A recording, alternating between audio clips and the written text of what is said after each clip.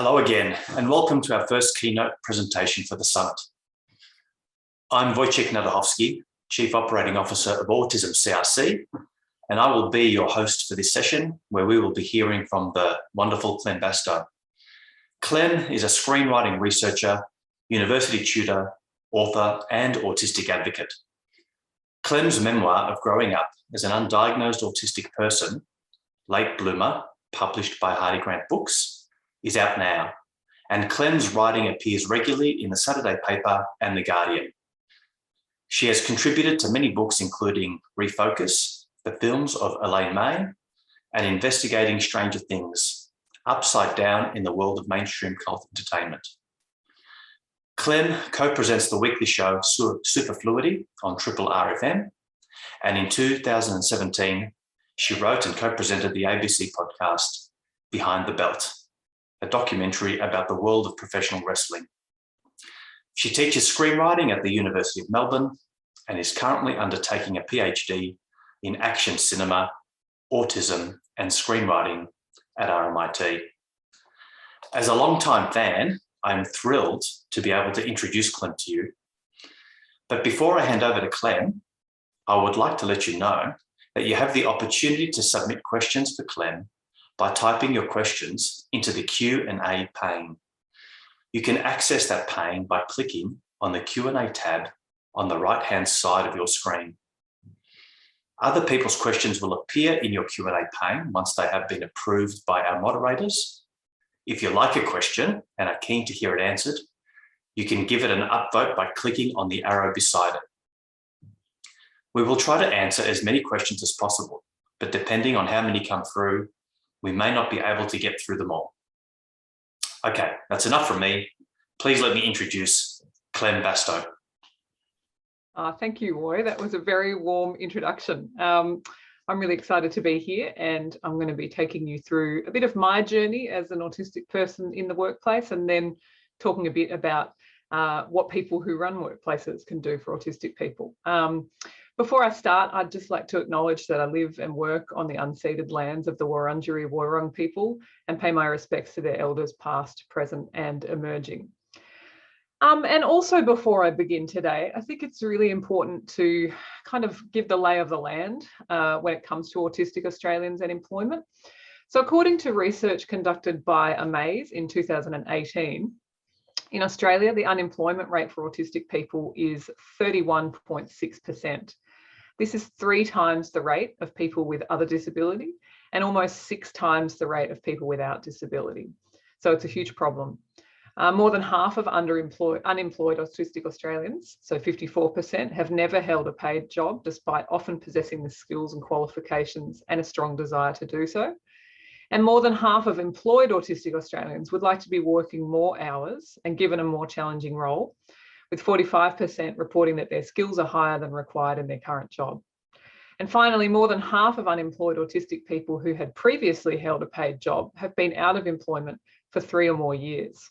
And 20% of autistic people reported having lost a job due to their autism. So to understand what this looks like in a lived experience sense, I'll give you my story. So strap in, because it's a wild ride, as that introduction from Roy may have indicated. So a lot of people ask me, how did I get to where I am today? And in my mind, the Beatles' Long and Winding Road starts playing. So to give you the edited highlights, I did pretty well at school, despite dealing with what a lot of autistic people do, which is bullying and social issues, and also not knowing I was autistic meant that there were some challenges, particularly to do with maths, that kind of went unchecked. But I kind of strapped in for my VCE, did almost entirely humanities subjects. And so the last time I did maths, which was in December of 1997, was one of the happiest days of my life. So just at the outset, already kind of debunking some of the ideas that you may have about autistic skills. So my first job was at a local fruit shop, where I was often pretty much terrified to interact with the public. I was always really panicked about not knowing how much change to give to people. And I remember there was one cash register that would tell you what change was due and one that wouldn't. And so if I ended up on the one that wouldn't, it was an absolute disaster. For that, I earned the princely sum of $6 per hour cash in a yellow envelope. So then after that, I applied and got into a fashion design degree at RMIT in 2000. I know it's difficult to believe looking at me now. And that was in part because I thought, I really enjoyed drawing costumes. That was something that I did in my spare time. I guess you could say it was a special interest. So I thought that would be a good fit for me to study. That turned out to be wrong. It was very much a kind of business focused degree, and I didn't really kind of understand the focus on the industry. And then making matters worse, pattern design and computer assisted design were essentially maths. So that kind of ground to a halt after about 2 years. And I was so unhappy that I had actually just started writing in my spare time, and I ran what we would now call a blog about my favorite band. At the time, I think it was an Angel Fire website. So in 2002, I deferred that degree. And in the meantime, I started working as a waitress because I'd been unemployed since I started uni, which was interesting. But unfortunately, I was quite good at it. So as I became more senior in the workplace, I was given more responsibilities. And once again, my nemesis, the cash register, reared its head. So things like balancing the till, working out money, organising shifts. So it was back to the drawing board for me as far as employment was concerned. And in 2003, I switched out of that degree and enrolled in the professional writing course at TAFE. So I really liked the practical quality of that. We weren't sort of talking about things, we were just doing them. So, in editing class, we were editing stuff on the page. In children's writing class, we were writing kids' books. And I really started to reconnect with that love of writing that I'd had in high school. But then a semester into that course, I had been doing a bit of submitting of reviews and interviews for local street press. And if you are as old as me, you may remember the olden days when street press were free magazines that you could get every week in record shops and bars. You may also remember record shops and bars. So at that point, I was doing so much writing work that I decided to defer my TAFE course. Unfortunately, I didn't understand what the admin of the course meant when they said, we'll take care of it. So I just left, and I actually ended up failing a whole semester because I didn't show up. So looking back, when I was being diagnosed at the age of 36, that was one of the things I was like, I took them literally. I wonder what that means. I actually only recently told my parents about that failed semester. But that was the beginning, in earnest, of my career as a writer. So I started out working at a magazine called Impress, which I believe is now called The Music, and very quickly kind of made myself indispensable because I really enjoyed writing. And that then led to work a couple of days a week in the office as an editorial assistant. And then that going on led to other work at The Age and The Big Issue and so on. I think working as an editorial assistant and an editor was the first time I really had any experience of the office in a kind of classical sense. And because I didn't know I was autistic at the time, I sort of wasn't sure why I found it so stressful and draining. So I was really only working, I think it was like half Monday, Tuesday, and then maybe a half a Friday. But I would just get to the end of the week and feel absolutely wrecked. And I didn't know why. So I kind of developed this sense that, it was my fault and that I must be lazy or, not cut out for work, which really compounded. And I think that's something a lot of autistic people experience, particularly people who don't know they're autistic until later in life. You can kind of begin to construct these very kind of self-critical narratives about yourself, which are not helped by, the world around you. So it was often the case that I would be kind of struggling at work and, to a boss who's not particularly engaged, that can just look like you're not doing a very good job. So after a couple of years of that, I gave my notice and I said, look, I think I'd be better off working from home. I'd like to freelance. I kind of sold it to them as I'll be so much more productive, which was kind of true. But it definitely meant that there was a real step down in income. So in terms of those sort of under and unemployment stats that I started with, I really experienced that keenly between about 2007, which was when I first experienced what we now know as autistic burnout. At the time, I called it a breakdown. So between 2007 and 2010, I was, chronically underemployed. At times, all I had was, one article a week, which might be $60, $100. So navigating Centrelink and employment services, particularly as an undiagnosed autistic person, even as a diagnosed one, I can say with confidence since then, was very confusing.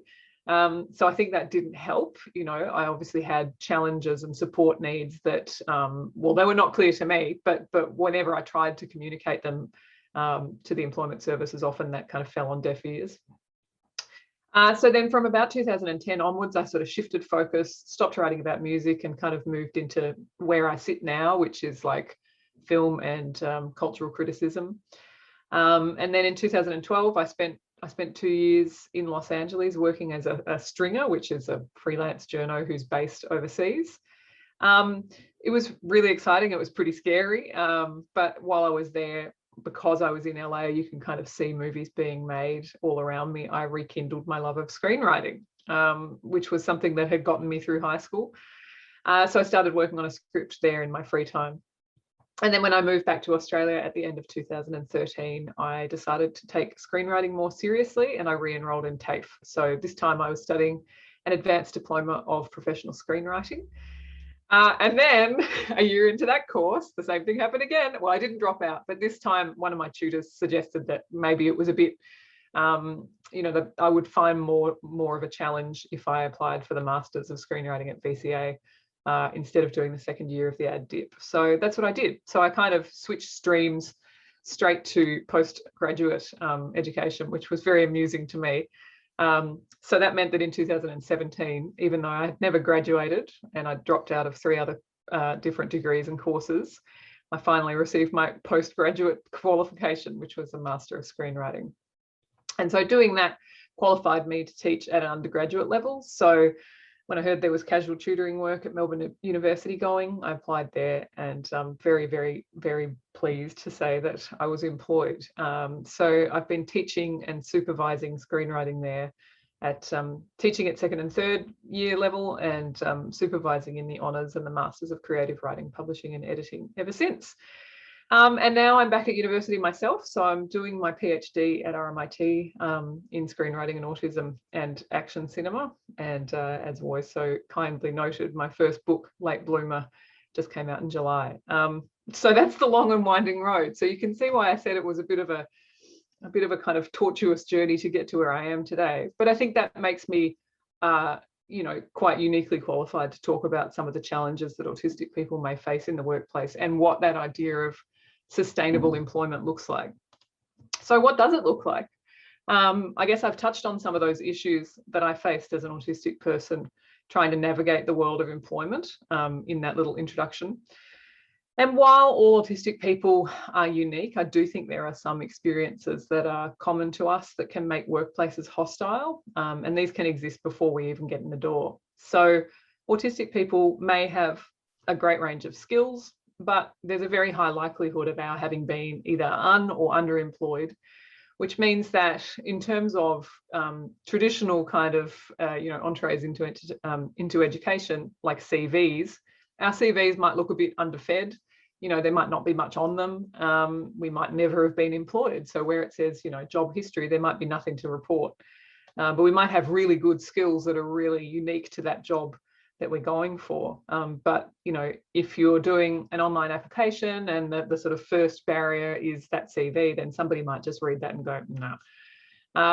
And then I guess the next problem is that traditional interviews can be really stressful and confusing. They definitely have always been for me, which I know is often, I think people kind of struggle to understand that, because when I'm giving a keynote like this or I'm teaching, I'm sort of on, I like to perform. But in those moments like an interview where, questions come up out of the blue and you're kind of caught off guard, you can really just kind of, I call it the brain drain, I sort of just go blank. So for me, interviews have always been a really stressful process. And, you might shut down, you might have a panic attack, you may have a meltdown, or seem disengaged if you're stressed. So those sorts of traditional ideas of how you enter the workplace, I think, are quite stacked against autistic people. And then once we get into the workplace, if we're lucky enough to, there's a lot of other things that can be challenging. So that can vary. For me, things like group work or round table meetings can be really stressful because you're sort of dealing with a lot of social interaction. I was in a Zoom meeting the other day which had 25 people in it, and I couldn't tell who was talking at any time. And I know that there are ways that you can mitigate that in Zoom, but it is very tricky. Things like sensory overload can be a big problem. So that might be overhead lighting or different types of lighting, fluctuating temperatures, noise from other workspaces, and even just the social anxiety of the open plan office. So, when I entered the workplace in the early 2000s, the open plan was kind of just starting to be a thing. The editors and the publishers had their own little cubicles, and then we were sort of in a small version of what would now be called an open plan office. And that was with 6 people that I knew and liked, and I still found that really difficult. So you can imagine what it's like for an autistic person, who may struggle socially to come into an open plan office where there's like 20, 30, 40 people or more on the one floor. So, the other thing that may happen is we might be given kind of vague or incomplete instructions. There might be an assumption that everybody just understands, how the office works. So that might be how to use the photocopier, or when lunch is eaten, or, what you have to do to go to the toilet. Like, do you need to tell somebody? Just things like that idea of kind of assumed knowledge. I've always struggled with that. I remember sitting down on my first day at Impress and just being given some proofs and somebody just walked away, and I was like, what do I do with these? So that can be a real problem. And then autistic workers may also find that they have legitimate concerns or support needs, which may be dismissed as being precious or spoilt, or being seen as a diva. And, unfortunately, the problem with that is that having those concerns addressed might be the difference between productivity and something that is very much the opposite of productivity. I always like to say that, the irony is making a workplace more accessible for neurodivergent workers typically makes it a more pleasant experience for neurotypical workers too. So it's a bit like accessibility in a physical sense. It can actually make the experience much nicer for everybody. Nobody really likes the open plan office, but it's particularly hostile, or it can be particularly hostile for autistic people. Again, it's impossible to generalize. There are autistic people who thrive in that environment, but broadly speaking, these are some of the things that can be considered, I think, when we're looking at this idea of what sustainable employment for autistic people might look like. So I guess then the next question is whether or not autistic people should seek work that aligns with their special interest. So this is a big question. There's this storied neurotypical proverb, which is find a job you love and you'll never work a day in your life. And it is true that some autistic people do get a job that works for them. A good example of that, I guess, would be in the 2nd season of Love on the Spectrum. There was that young bloke who really loved motorsport and who worked as a volunteer at the local raceway. My own experience of mixing special interests with employment has been mixed. I think it's good to look for work that's related to your special interests, so you can use that enthusiasm and focus, but maybe not specifically involving them. So one experience that I have had was, I'm a big cosplay fan. I love to dress up as characters and go to Comic-Con and go to Supernova and things like that. And I really like making my own costumes and things. And I've studied a bit in that area. I did the fashion course. I've done some short courses as well. So there was an opportunity that arose via a friend and colleague to teach a short course about costume fabrication techniques. So I jumped on that because it seemed like a really perfect fit. But the reality was I found it quite overwhelming trying to work individually, in that practical environment where you've got 10 or 15 people. So you're sort of going to each person's station. It was a lot of interpersonal performance. And I also kind of took for granted the fact that a lot of this stuff that I just do for fun at home, I don't know how to explain it. So that was really tricky too. I sort of worried that I would come across like, when a parent asks you how to use the VCR and you're like, oh, Dad. So it was a bit like that. I was like, oh, well, yeah, I'll show you how to use the glue gun. It's quite difficult to communicate how to do things that you sort of take for granted as innate skills. In the end, I taught that course 3 times over the course of a couple of years, and it was really rewarding. But I think that it sort of indicated to me that, some of those interests were things that I used to relax. So, often for autistic people, we talk about recovering from things like sensory overload or a meltdown by kind of engaging in things that you love. So I would come home from work feeling wrecked, but then I didn't want to, you know, work on my own costumes because that's what I'd be doing all day. So I think that was an interesting experience for me because it kind of indicated that maybe the answer is not to employify special interests. Because I think in doing so, it sort of is a very narrow idea of what autistic people can offer a workplace. So this idea of like, well, we'll just find what they're interested in and then set them to work on that. Like, I think actually there is a bit more nuance involved. So in terms of this idea of autistic talents in the workplace, what that short course did teach me, I think, was that, you know, there are aspects of my experience of autism, so my empathy for students, because I've done it a lot. I really like to perform, you know, like I'm doing now, and I do have a knack for info dumping, which meant that I was actually a better teacher than I thought. So even though I found that sort of individualized practical teaching quite difficult, in a different context, I sort of realized, actually, I think this might be a good fit for me.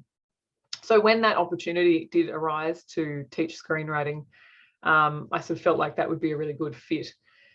And in class, you know, I get to perform. So I take the students through the slides, I do my lectures, but I also have the ability to engage empathetically with students and guide them through that writing and workshopping process in a way that makes them feel safe. And I think also, you know, as a previously undiagnosed neurodivergent student myself, I think I have an understanding for some of the challenges that can arise for students of all, you know, neurodiversity as a whole, but particularly for, you know, autistic students or students with ADHD. And then I guess the nice knock-on effect is that because I'm teaching them about screenwriting and sort of imparting my love of that, it helps me to feel energized about my own work rather than drained. So it's separate enough that when I come back home and I sit down to write my own script, I'm like, yeah, that's right, I love this thing, rather than feeling like I've spent all day using up all those creative juices. So in other words, I've turned what was once a source of shame, which was my inability to finish a degree or a qualification, into a key skill. So I'm aware of the barriers to engagement for certain students, whether they're autistic or neurodivergent or just, you know, in a marginalised group. So my role as a teacher is to find out what works for them and to help them achieve their goals and raise their voices. So I always think right at the outset, there are a lot of people who think, how can an autistic person be a teacher? You know, because we have this very narrow idea of what constitutes an autistic person and what sort of job they might be able to do. So I suppose this keynote, in a way, as I sort of take you through it, is encouraging you to challenge what, you know, misconceptions or stereotypes you may already hold about autism, many of which I did myself. You know, there's a reason why I didn't get diagnosed until later in life, because it didn't ever occur to me that I might be autistic, because I didn't fit the, you know, traditional mold. So one of the things that I guess has emerged in the last year is remote work. And I think that was, in a way, I hesitate to call it a silver lining, but it did mean that a lot of people who had wanted to work remotely or work from home for a long time were finally able to. So on the one hand, it meant for autistic people, you know, we were in charge of our environments, so we didn't have to deal with the noise or the light and temperature fluctuations in the office, you know, that the social strain was removed. The flip side of that, obviously, is that things like Zoom and Teams and other platforms can be really tiring for autistic people. They're tiring for everybody, but it can exacerbate some of those sensory issues. So, you know, if the audio is not reliable, you might not be able to read people's non-verbal cues and facial expressions due to delays. You might just not be able to see them at all. And technical difficulties can cause a lot of anxiety and frustration. So I definitely found last year, when we pivoted online, the first few months of teaching online were really stressful for me, because if something went wrong, you know, the performance kind of collapses. So in a way, my performance as a teacher relies on kind of a social script. You know, I've taught this before. I know roughly the sort of questions that are going to be asked, you know, week to week. But when something happens, like the video fails or Zoom collapses, you know, it was really hard to get back up and running. And also, I think the other issue with Zoom that a lot of people have noticed is that if I'm in a classroom, even if my students are really quiet, there's still an energy there that you can kind of feed off. Whereas in Zoom, as I'm doing now, there's no feedback. So in a way, you sort of feel like you're kind of talking into, you can feel a bit like you're talking to the void a bit, even though you're not. It's just a weird quirk of the system. But then it's sort of a double-edged sword, because either you have no feedback at all, or everybody unmutes and you can't hear anything. So, that's a drawback, I guess.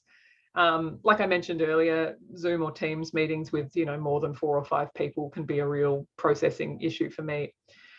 So I think from an employer's perspective, if you're working with autistic people, things like asking all staff to mute until it's time to speak, use the chat function. If you can afford it, you can employ live closed captioning services, either a person who sits in on the Zoom and provides a live transcription, or a third-party automatic system.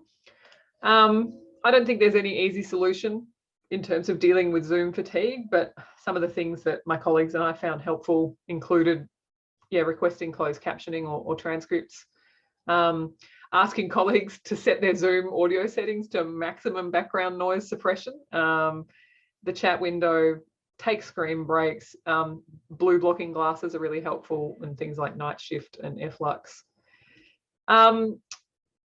Which is a long way of saying, there's a lot of things in the workplace and in employment that can make autistic people feel shame and burnout. I think we feel it, we're world champions at it. We feel it when we have meltdowns. We feel it when we're burnt out, when we don't fit in, and when we can't do certain things. And so for me, and for a lot of autistic people, I think that shame often does centre around work and employment. So barriers to work, whether they're structural, so things like the expectation of job interviews or workplace environments, stereotypical understandings of autism, or practical, so things like access issues and sensory issues, can often make us feel like we're the problem. So if we ask for our support needs to be respected, it's like we're asking too much, rather than the other way around, rather than an employer saying, what can I do to make this work experience better for you? We are really rarely the problem. If you're applying to be the CEO of NASA and, you don't know whether Mars comes before or after Venus, that might be an issue. But generally speaking, these are structural issues. It's that idea, I guess, of the social model of disability. So it's that the world is arranged in such a way that, we experience our difficulties in that context. So, for me, I have felt that shame, whether it was self-inflicted or kind of imposed upon me when I've been unable to work in traditional office environments. So the modern open plan office, or as I like to call it, the hell forest, is really difficult for a lot of autistic people. And when I resigned from a job like that, so I had a 6-month, well, it was originally meant to be longer, but I was at a contract for 6 months working at a major media organisation, doing just some online stuff for them. I'd get home at the end of the day and just feel absolutely wretched.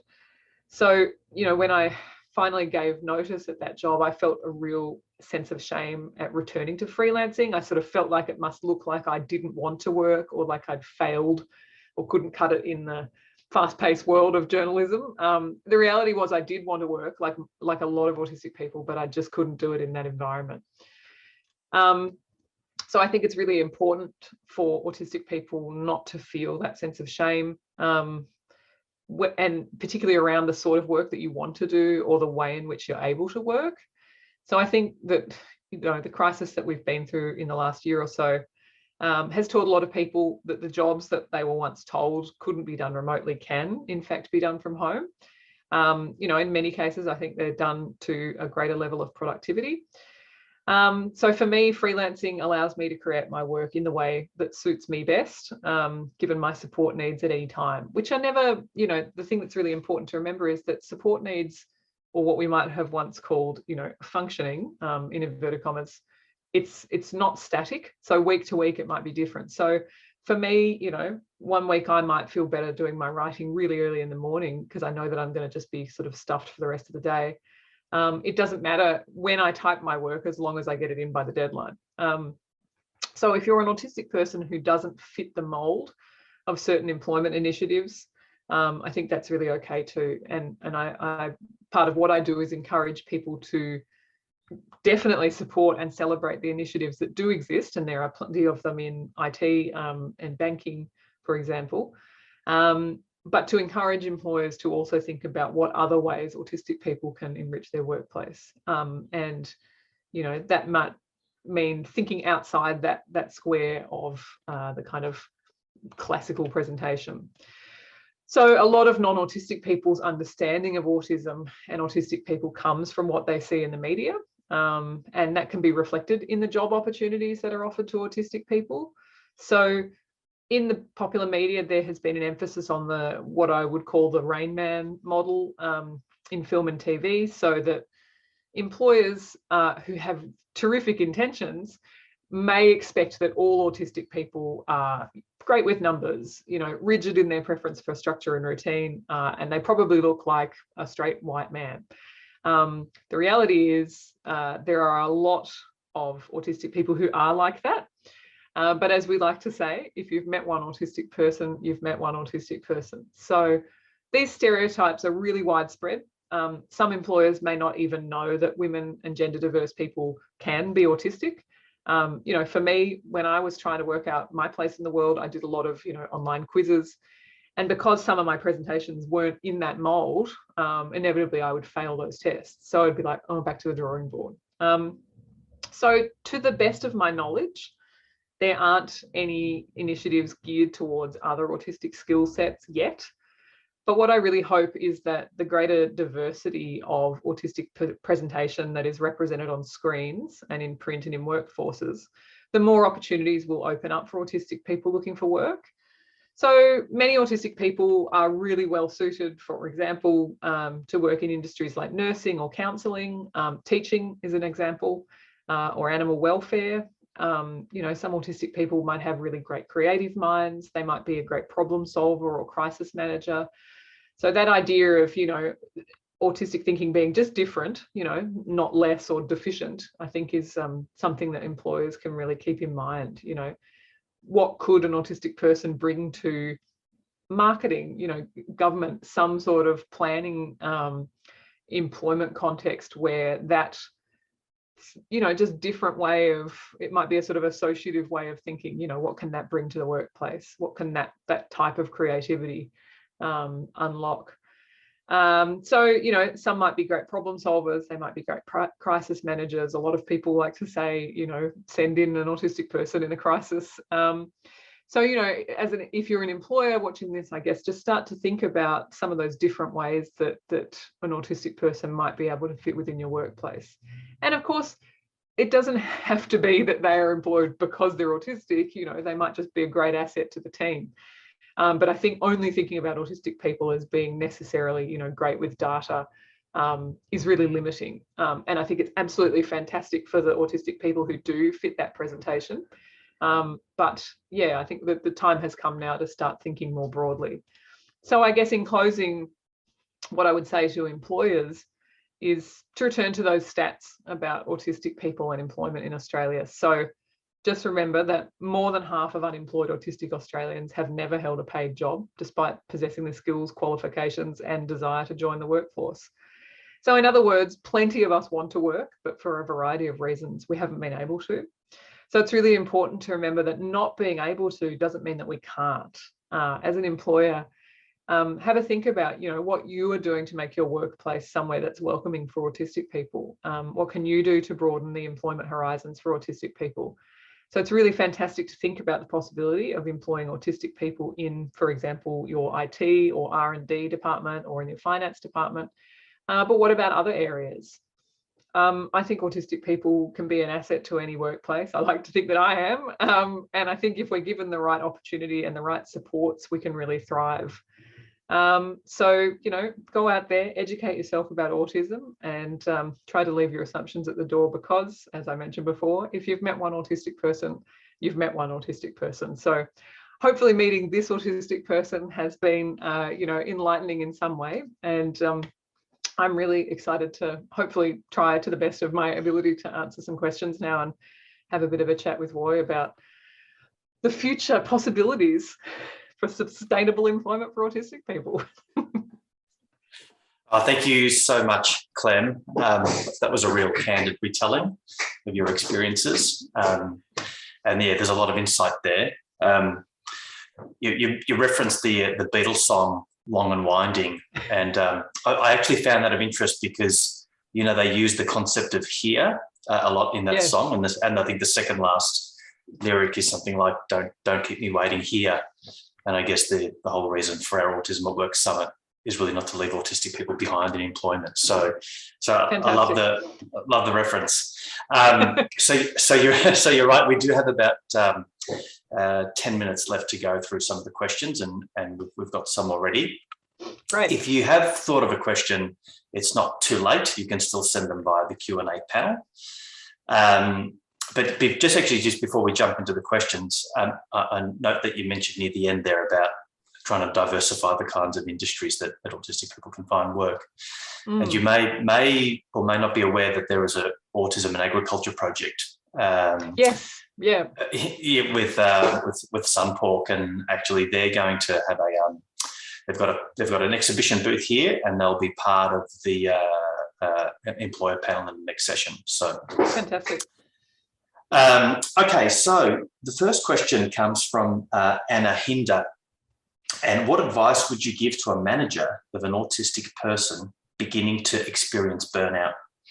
How can they best approach giving support without making assumptions about what a person might find best?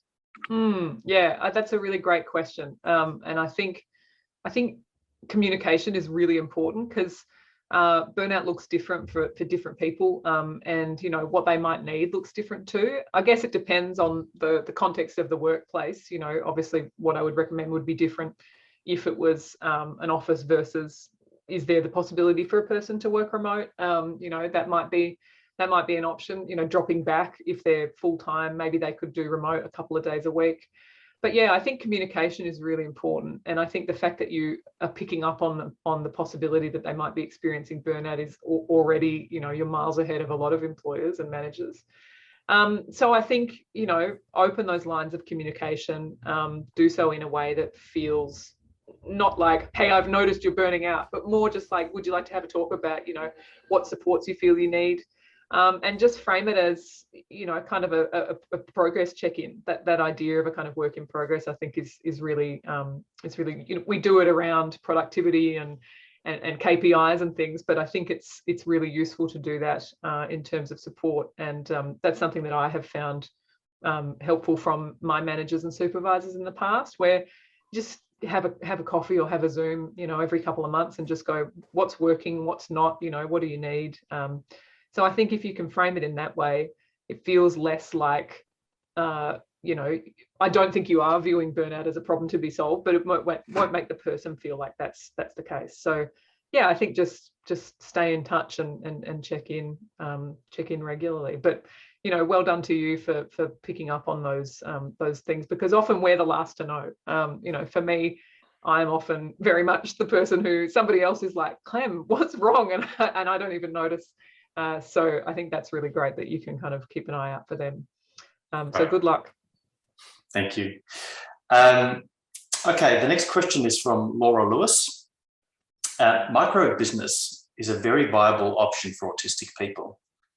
I know from personal experience. How would you recommend I reach high school youth in particular to provide support to begin that pathway?